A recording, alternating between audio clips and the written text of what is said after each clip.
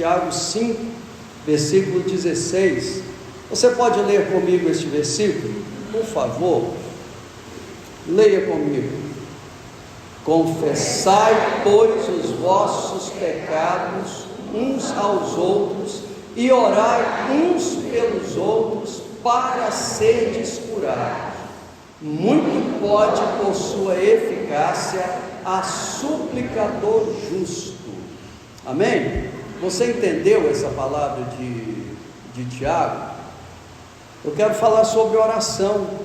Muito pode, por sua eficácia, a súplica do justo. E eu quero falar sobre o poder da oração do justo, que Tiago está falando aqui. Quando você olha para as palavras de Tiago e você lembra de oração, você pode pensar como Tiago pensou, como Tiago foi inspirado por Deus, e trazer à sua consciência, trazer ao seu coração que a oração é uma das armas mais poderosas que Deus nos deu. Se você não quiser falar que a oração é uma das armas mais poderosas que Deus nos deu, fala que ela é uma ferramenta mais poderosa que Deus nos deu. É um dos melhores meios de graça que nós recebemos do nosso Deus Todo-Poderoso, é a oração. Por quê?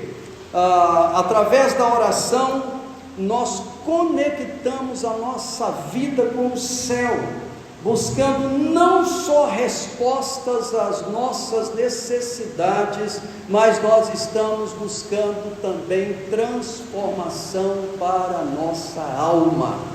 O crente que não ora é um crente que não tem a sua alma transformada. É leitura da palavra, estudo da palavra, juntamente com oração, guiado pela fé e a esperança no nosso Senhor e Salvador Jesus Cristo. Por isso que o apóstolo Paulo instruiu os romanos no capítulo 12 lá, não apenas só para oferecer os seus corpos por sacrifício santo, vivo e agradável a Deus, que é um culto racional, mas é para buscar a transformação, não conformando com este século, mas transformando-se pela renovação da sua mente, para que experimentassem aqueles crentes lá de Roma, qual seja a boa, agradável e perfeita vontade de Deus. E o crente só consegue fazer isso através da oração. Ele vai lendo a palavra e vai meditando nesta palavra e vai conversando com Deus. Ele conversa com Deus, Deus o direciona para a sua palavra e através da palavra Deus o instrui. E ele vai se renovando, ele vai se transformando. A vida do cristão é uma vida de intensa e progressiva transformação. Desde o momento de sua conversão até o retorno do nosso Senhor e Salvador Jesus Cristo, nós estaremos nesse processo de transformação na nossa vida. E para que esse processo seja eficaz na nossa vida, nós precisamos permanecer em sintonia com o nosso Pai Celestial. E essa sintonia, essa intimidade só é possível através da oração. Em Tiago, esse versículo aqui, nós somos lembrados da eficácia da oração do justo. A eficácia da oração do justo. E nessa palavra que eu vou iniciar com vocês hoje, eu vou dar apenas um ponto desta palavra, um tópico, e você sairá daqui com certeza desafiado e edificado e desafiado a praticar muito mais a oração. Nesse versículo aqui, o Tiago, ele nos lembra desta eficácia da oração, e eu quero olhar com vocês aqui alguns aspectos dessa oração. A oração do justo, ela pode transformar vidas. A oração do justo, ela pode curar feridas. A oração do justo, ela pode realizar milagres. Mas eu quero que você volte os seus olhos comigo para a parte A deste versículo. Olha o que Tiago diz aí. Tiago, ele nos exorta, ele faz uma exortação. Eu não sei quantos sabem o significado da palavra exortação. Exortar, quando se fala exortar alguém na igreja, pensa que o pastor ou o presbítero ou o diácono vai brigar com essa pessoa. Pastor, o senhor tem que exortar essa pessoa. A gente pensa que exortar é brigar. Não, queridos, exortar não é brigar. A gente pensa que exortar é chamar a atenção. Não, não é isso. Exortar é você mostrar uma necessidade, apontar uma necessidade, mas mostrar a porta, mostrar o caminho que a pessoa deve seguir e falar para ela assim: olha, eu estou aqui, estou disposto a ir com você, a caminhar com você. Isso é exortação. E o Tiago, ele nos exorta aqui neste versículo a confessarmos os nossos pecados uns com os outros, ou uns aos outros, e ele nos exorta a orarmos uns pelos outros com um objetivo. Qual é o objetivo de orarmos pelos outros, de confessarmos os nossos pecados e orarmos uns pelos outros? O objetivo é para sermos curados. Então a falta de oração numa igreja é o que a torna enferma. A falta de oração por parte dos membros da igreja é o que torna os membros da igreja enfermos, doentes espirituais, doentes emocionais. Por isso que Tiago vem com esta palavra aqui. Você precisa confessar o seu pecado para o seu irmão, você precisa orar pelo seu irmão. Às vezes nós gastamos muito mais tempo só falando mal do irmão, jogando pedra no irmão, mas não temos o cuidado de levar a palavra de exortação para o irmão. E às vezes, quando há necessidade de fazermos isso, nós temos medo por causa da reação do nosso irmão, e isso é pecado. Aí você tem que confessar esse pecado para Deus. Se você tem medo de exortar, de chamar o seu irmão na regulagem, mostrar o caminho certo para ele, você tem que chegar diante de Deus e pedir perdão para Deus. Tiago, ele fala que nós devemos confessar e orar pelos nossos irmãos e com eles para sermos curados. E dentro desse aspecto aqui, eu percebi dois aspectos poderosíssimos da oração. Eu percebi aqui o aspecto da confissão e percebi aqui o aspecto da intercessão. Confessai os vossos pecados. Percebe que aqui a voz desse verbo está no imperativo? Nós temos professores de português aqui que talvez entendam bem melhor do que eu essa voz. Confessai, é o imperativo. Nós precisamos confessar, mas nós precisamos entender quando confessar e o que confessar, como confessar. Tiago não está falando que você tenha que construir, ou que perto de cada crente, de cada membro da igreja, tenha que existir um confessionário, igual certos lugares tem por aí, que as pessoas entram naquela casinha ali e vai confessar os seus pecados ali, com alguém que nem conhece a sua vida direito. Tiago não está falando que você deve sair por aí falando da sua vida, dos seus pecados para as pessoas, não, dos seus irmãos. Nem todo mundo precisa saber dos seus pecados, mas a pessoa que estiver diretamente envolvida precisa. É disso que ele está falando, porque essa pessoa que está diretamente envolvida no seu pecado, essa pessoa que diretamente te feriu, te machucou, ou que você tenha feito isso com ela, isso precisa ser tratado.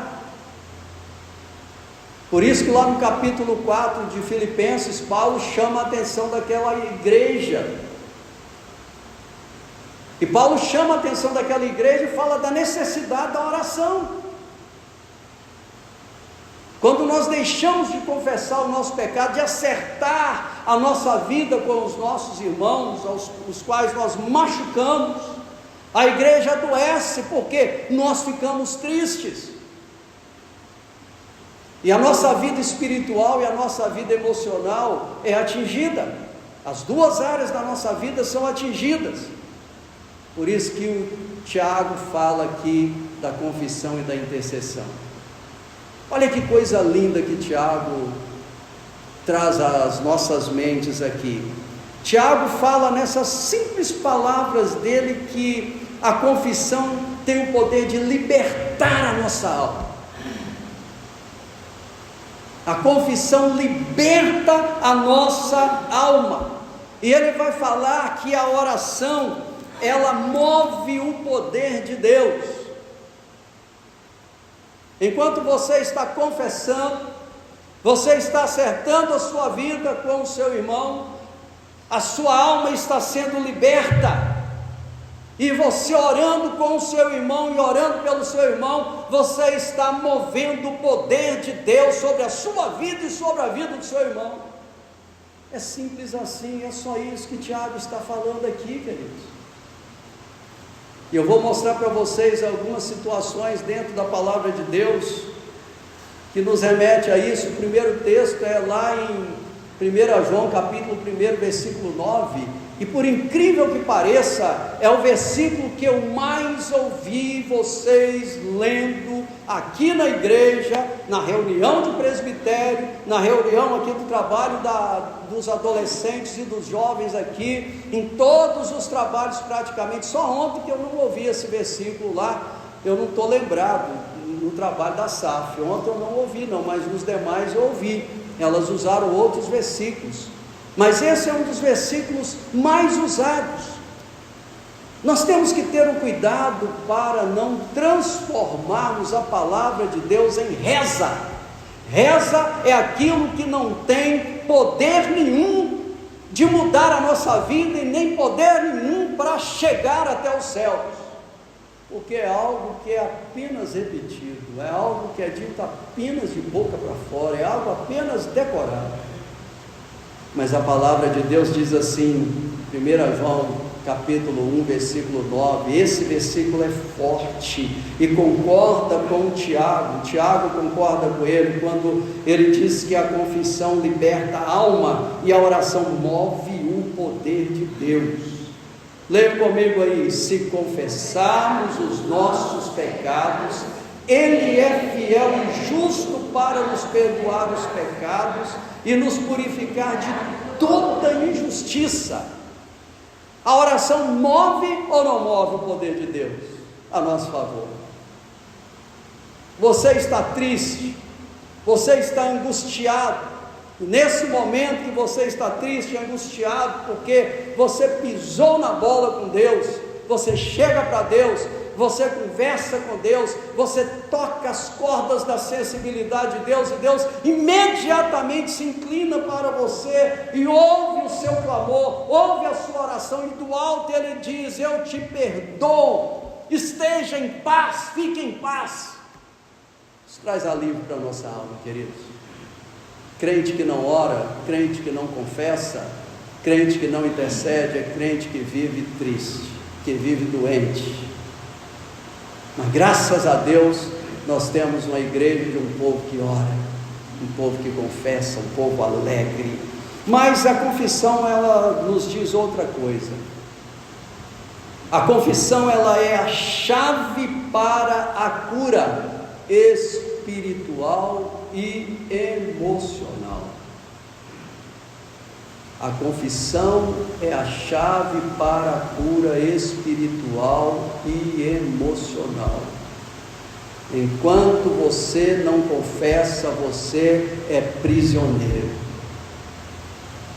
Enquanto você não confessa, você é prisioneiro. Quando você confessa, Deus é fiel e justo para nos perdoar os seus pecados e te purificar de toda injustiça. Davi descobriu esse negócio e ele passou esse segredo para nós. Tiago leu Davi, ele foi lá, Ele descobriu o que Davi disse para ele, o que Davi disse para Deus. Abra sua Bíblia lá no Salmo de número 32, por favor.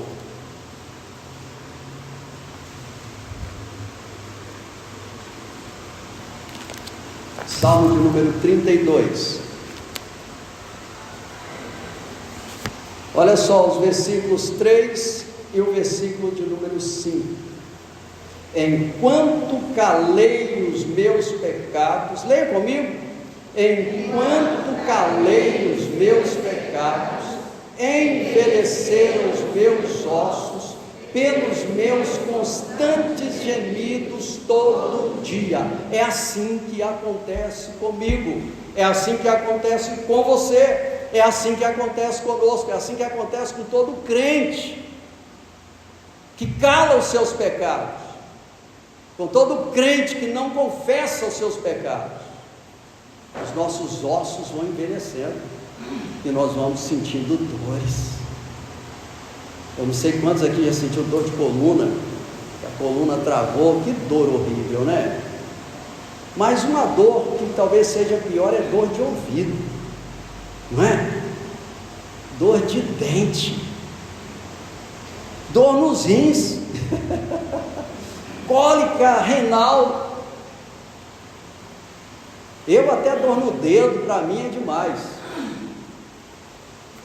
Tudo é demais, dor. Enquanto nós calamos os nossos pecados, nós vamos envelhecendo. O nosso corpo, os nossos ossos sentem isso, a nossa carne sente. E não sou eu que estou dizendo, é a palavra de Deus que está dizendo: enquanto calei os meus pecados, envelheceram os meus ossos pelos meus constantes gemidos. Por quê? Porque a tua mão pesava dia e noite sobre mim, e o meu vigor se tornou em sequidão de estio. Aí o versículo de número 5 diz aí, leia: confessei-te o meu pecado, e a minha iniquidade não mais ocultei. Disse: confessarei ao Senhor as minhas transgressões. Vai no Salmo 51 agora. Eu estou dizendo para você que a confissão, ela é a chave, ou é uma chave para a cura espiritual e para a cura emocional. Leia comigo o Salmo 51, os versículos que eu vou citar para você agora, aí, os versículos 4, o 7, depois eu vou falar outros para vocês. Leia comigo aí, Salmo 51, versículo 4, leia: pequei contra ti somente, e fiz o que é mal perante os teus olhos, de maneira que serás tido por justo no teu falar e puro no teu julgar. Vai lá para o versículo 7 em diante, leia comigo: purifica-me com sopo e ficarei limpo, lava-me e ficarei mais alvo que a neve, faze-me ouvir, leia o 8, faze-me ouvir júbilo e alegria, para que exultem os ossos que esmagaste. Esconde o teu rosto dos meus pecados e apaga todas as minhas iniquidades. Cria em mim, ó Deus, um coração puro, e renova dentro de mim um espírito inabalável. Não me repulses da tua presença, nem me retires o teu Santo Espírito. Restitui-me a alegria da tua salvação e sustenta-me como espírito voluntário. Então ensinarei os transgressores os teus caminhos, e os pecadores se converterão a ti. Está vendo o crente que cala os seus pecados? Ele não tem autoridade nem para pregar a palavra de Deus. Como que eu vou pregar a palavra de Deus dentro da cidade, se a cidade inteira sabe do meu pecado? E se a cidade inteira sabe que eu não confessei o meu pecado, que eu não estou buscando remissão para os meus pecados, não estou buscando acerto com Deus, isso vai nos envelhecendo, queridos, isso vai nos entristecendo. E Davi sentiu isso. E ele descobriu na confissão a chave para curar a sua vida espiritual e curar também a sua vida emocional. E o segredo é esse, queridos: quando trazemos à luz os nossos pecados, nós permitimos que Deus opere em nossas vidas e nos liberte da culpa e do peso que carregamos. Olha o que Davi disse no Salmo 32, o versículo de número 4. Olha o que ele disse aí: porque a tua mão pesava dia e noite sobre mim, o meu vigor se tornou em sequidão de estio. O Salmo 51, o versículo de número 3, a parte B deste versículo: e o meu pecado está sempre diante de mim. O pecado é aquele peso que atrapalha você de crescer, te atrapalha de romper e que rouba a sua alegria. Você sabe da história do filho pródigo? Você percebe que por aquela história, enquanto o filho estava dentro de casa, ele era feliz, mas estava triste. Ele aceitou a ideia de que ele não era feliz de verdade, da maneira que ele estava vivendo, com tudo que ele estava vivendo, que ele só seria feliz de verdade se ele pegasse a sua parte da herança e fosse para o mundo, gozar a vida, gozar da liberdade. E ele foi, e ele descobriu nesta caminhada que ele estava errado. Aí ele chegou àquela triste conclusão, né? Quantos trabalhadores do meu pai vivem melhor do que eu? Eles são tratados como filhos, e eu aqui sou tratado como escravo, comendo comida de porco, vivendo dentro de um chiqueiro, depois que ele gastou tudo, até que ele tomou a decisão: levantar-me-ei e irei ter com meu pai, e lhe direi: pai, pequei contra os céus e diante de ti, já não sou digno de ser chamado teu filho, trata-me como um dos teus trabalhadores. Enquanto nós não chegamos a esse nível na nossa vida espiritual, nós não podemos gozar das maravilhas e das profundezas do Espírito Santo de Deus. Davi descobriu isso, o filho pródigo também descobriu isso. Nós precisamos nos livrar desse peso, queridos. Quando trazemos à luz os nossos pecados, nós permitimos que Deus opere em nossas vidas e nos liberte da culpa e do peso que carregamos. O pecado é esse peso que te fere, o pecado é esse peso que causa machucaduras em você, o pecado é este peso que afasta você do convívio das pessoas, o pecado é este peso que destrói a sua alegria, que tira você da presença de Deus, que te leva por sendas tortuosas. Mas nós temos a graça de Deus, que quando nós confessamos, o Senhor nos ouve e o Senhor nos liberta. Eu gosto muito do que Mateus escreveu no capítulo de número 11, os versículos 28 a 30, quando Jesus fez um convite, e sinta-se convidado por Jesus neste momento aqui. E eu vou explicar o que Jesus quis dizer ali com o jugo e o fardo dele. O pecado é esse peso que atrapalha a sua vida. E Jesus, ele falou: troca comigo. Olha que coisa linda que o nosso Senhor fez. Troca comigo. Me dá esse fardo aí, me dá esse jugo aí, que eu vou dar o meu fardo e o meu jugo para você, e você verá a diferença que isso fará na sua vida. Versículo 28 a 30 de Mateus 11.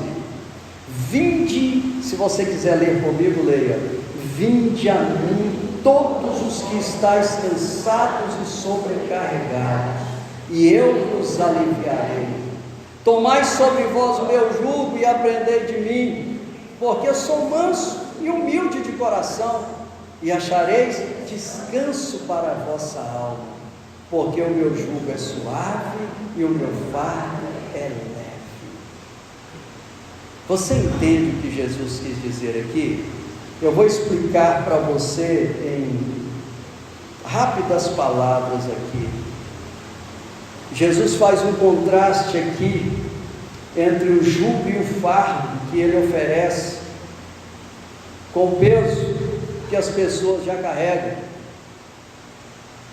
peso que nós carregamos por causa do nosso pecado, peso que nós carregamos por causa do cansaço que esta vida se nos impõe. Primeiro, eu quero ver com você aí que Jesus, ele fala sobre o seu fardo, o fardo de Jesus versus o fardo do mundo. O que Jesus quis dizer aí?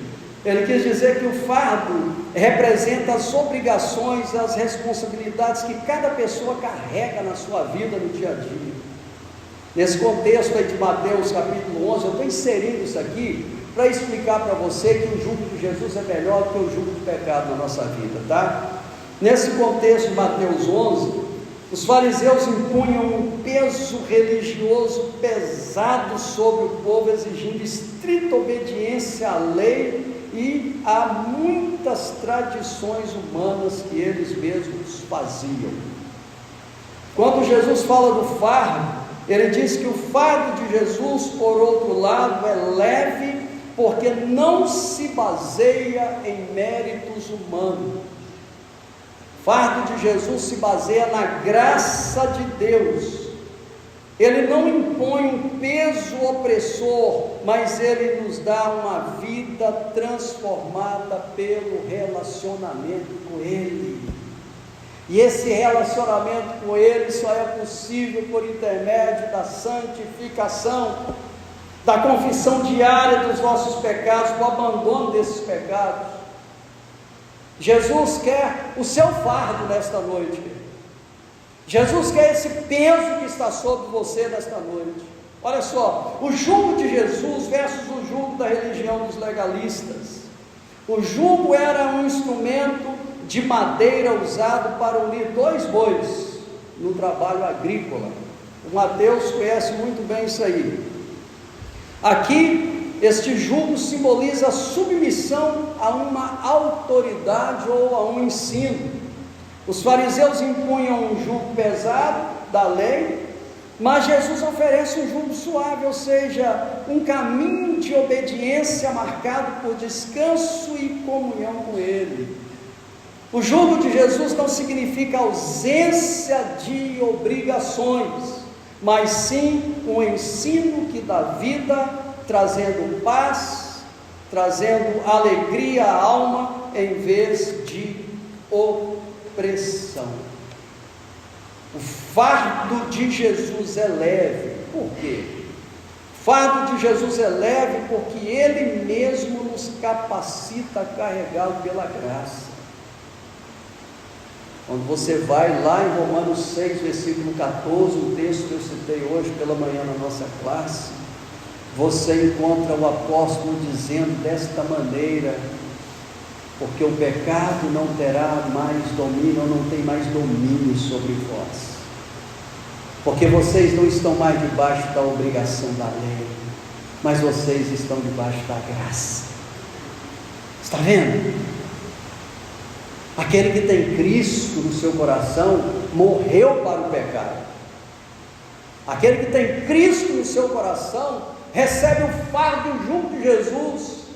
E quando Ele nos dá do fardo dele, quando Ele diz que o seu fardo é leve, é porque Ele mesmo nos capacita a carregá-lo por intermédio da graça que é derramada sobre as nossas vidas. Quando Ele fala do seu jugo é suave, porque não é um peso de regras externas, mas é um relacionamento transformador com Ele para a glória dEle. Você entende isso, querido? Davi entendeu isso. Ele falou: Senhor, o meu pecado está sempre diante de mim, eu estou carregando esse negócio nas minhas costas. Senhor, porque eu estou carregando? Porque eu calei os meus pecados, os meus ossos estão envelhecendo, pelos meus constantes gemidos, eu sinto o peso da mão do Senhor. Na realidade, Davi sentiu o peso da disciplina e das consequências que o pecado inconfesso traz para a vida do crente, e ele confessou. E eu peço a você, querido, entendendo essa palavra, que você confesse os seus pecados hoje para Jesus. E se você tem alguma demanda contra alguém, confesse com esse irmão. Se você não tiver condições de ir sozinho, chame um presbítero, chame um pastor, chame um diácono, ou alguém, um membro mais maduro da igreja, para ir com você, para te dar aquela moral, aquela força, ajudando você a tirar das suas costas esse peso. Não carregue esse peso mais, livre-se dele hoje. Não só você, não só a sua família precisa, a igreja precisa, a nossa cidade precisa. A nossa cidade precisa de que nós nos livremos de todo o peso, de todo o pecado que está nos oprimindo espiritual e emocionalmente, para que possamos atrair mais vidas para a presença do Pai aqui na casa dele. Feche seus olhos por alguns instantes. Imagine assim alguém carregando um fardo extremamente pesado em suas costas. A confissão é como retirar esse peso e entregá-lo a Deus. O alívio que se sente é imediato. Romanos 5, no primeiro versículo, fala: justificado, pois, mediante a fé, temos paz com Deus, por intermédio de Jesus Cristo. Da mesma forma, a oração, ela traz a presença de Deus para curar as feridas deixadas por esse fardo. Amém? Você pode olhar para mim? Você está disposto a se livrar desse fardo nesta noite? Confessai os vossos pecados uns aos outros e orai uns pelos outros para seres curados. Muito pode, por sua eficácia, a súplica do justo. Eu termino essa palavra aqui hoje. Domingo que vem nós veremos o segundo ponto, a oração do justo, poder e eficácia. Nós veremos quem é esse justo que ele está falando aqui, e veremos por que ele deu o exemplo de Elias dentro desse texto aí, no contexto da oração para a edificação das nossas almas. Amém? Vamos curvar nossas cabeças, vamos orar. Se você quiser se livrar de algum peso, queridos, eu estou à sua disposição para te ajudar, para te dar direção. Os presbíteros da igreja estão à sua disposição, os diáconos da igreja estão também à sua disposição, os crentes mais maduros da igreja também estarão à sua disposição. Nós estamos à disposição de todo aquele que necessita de um abraço, de apoio, de encorajamento, para caminhar livre de qualquer tipo de peso. A palavra de Deus fala que nós devemos levar as cargas uns dos outros e nos aconselharmos mutuamente para a edificação e aperfeiçoamento dos santos do Senhor, para a glória de Deus.